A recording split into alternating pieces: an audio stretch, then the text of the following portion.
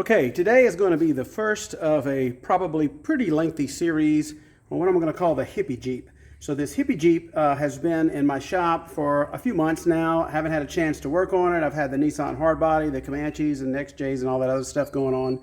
So we're going to start, and I'm just going to give you an overview of this Hippie Jeep and let you know my first impressions and what I think is wrong with it and where we're going to go from there. Stay tuned. Okay, what we've got here is a 2006 Jeep Wrangler. It is probably a step above the base model.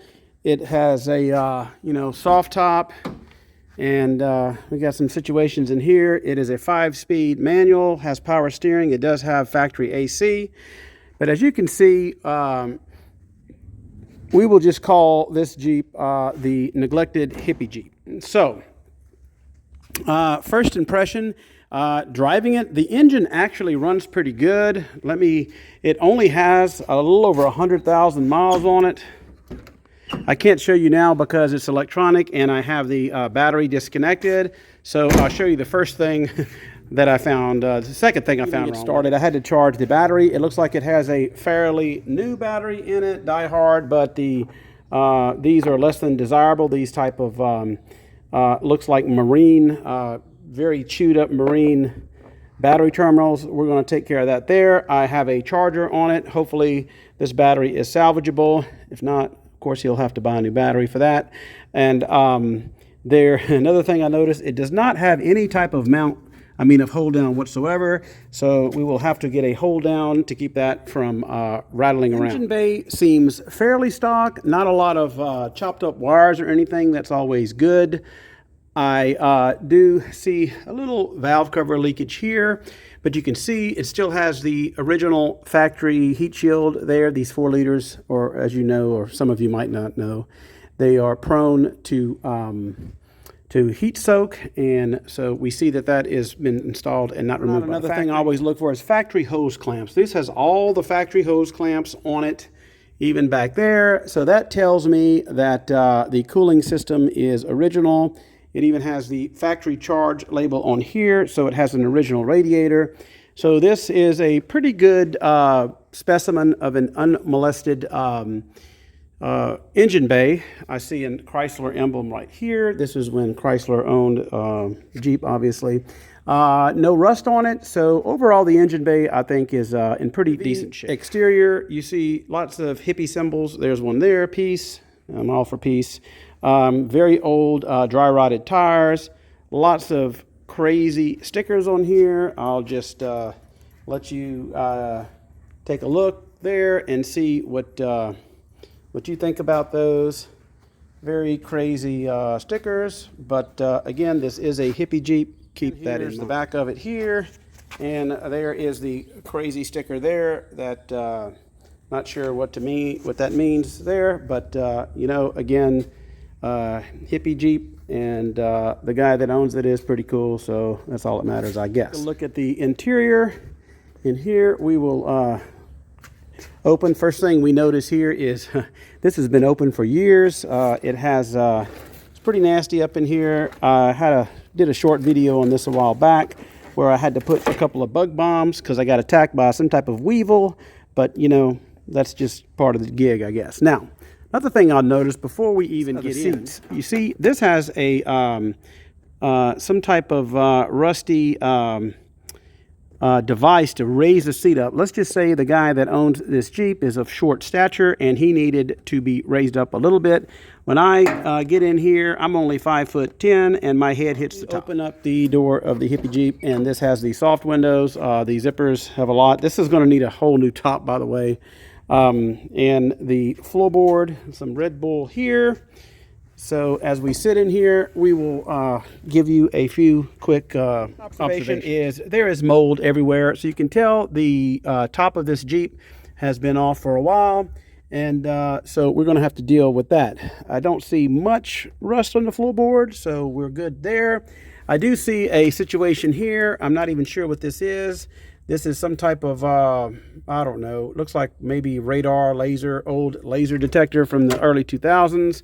Got some situation right here. Don't know what that is. But Stereo kind of halfway works. This has some weird pedal extenders on there. Again, short stature person.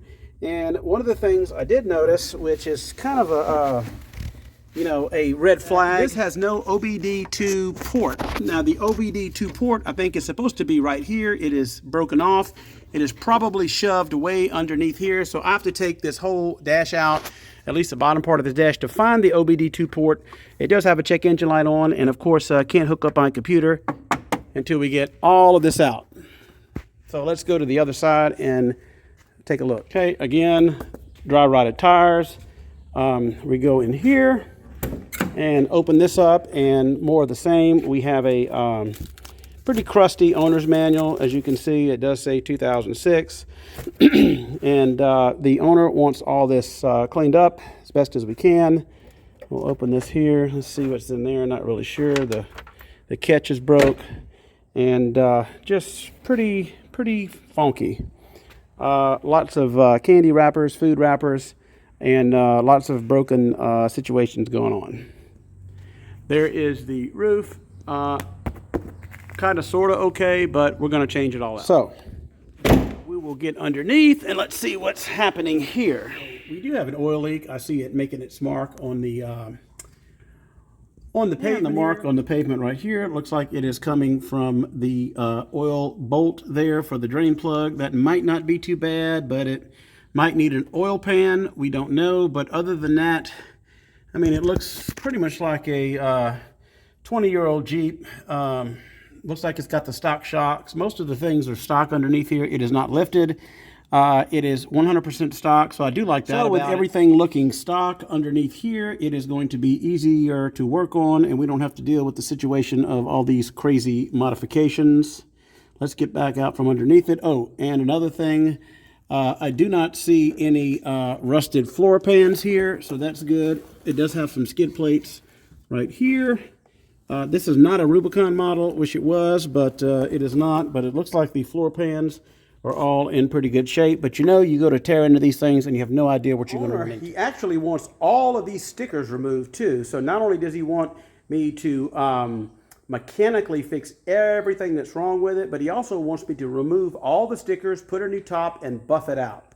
So that's a lot of work, but we're going to do it. I told him it could take months for me to do it because, you know, this is not my full-time gig. He's cool with that. So we're going to probably, the first thing we're going to do is do an evaluation. The very first thing I am doing is charging the battery. Now, there is a potential situation. I put the battery charge on it before I took these terminals off, and the gauges were just going ping, ping, ping. So God knows what kind of electrical issues that we're going to have in this thing. Although the under hood harness, everything looks perfect in factory. What does concern me about this is that OBD2 plug missing. So I assume it's way underneath there. Again, this thing has about 100, right at 100,000 miles. And then upside down Jesus and Buddha, I'll be removing those pretty probably the first thing. But anyway, he wants this basically, you know, brought back to original stock form. He is not sure if he wants to keep it or if he wants to sell it. But anyhow, you guys think that I should tackle first on this? Obviously, charge the battery. I'm going to charge the battery, pull the lower dash and see if I can find an OBD2 plug and plug a computer in to see what the code is. It actually runs fine. So, but I need to get the check engine light off. It does have a little bit of, not really death wobble, but those tires are so old, it's got to have a new set of tires. So I'm going to clean it up first. I'm going to check the OBD2 plug first, then I'm going to clean it up, and then I'll go from there. So what do you guys think I ought to do first when it comes to this Hippie Jeep? Y'all leave me a comment below, and have a great weekend.